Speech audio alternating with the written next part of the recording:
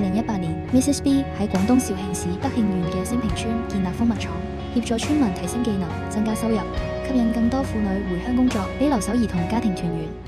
7年嚟，我哋捐出咗335個蜂箱，提供咗300隻雞苗，令貧困家庭有咗生計希望。興建蜂蜜工廠，協助售出30.6噸蜂蜜，贊助種植363棵皇帝金樹，收穫2.5噸果實，協助超過500畝水稻農田同60畝蔬菜農田提升產量，幫助村民創造穩定經濟來源。捐贈咗30部冷暖空調機、136份抗洪物資、300份防疫物資，以及超過3000份節日禮物包，為逾400位小朋友送上出行禮包，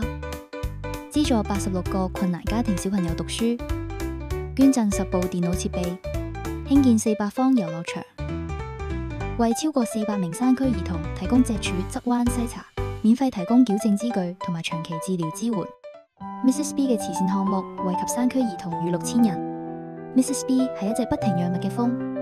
用愛灌溉世界嘅每一角落。我哋相信，當愛傳遞，世界會變得更甜。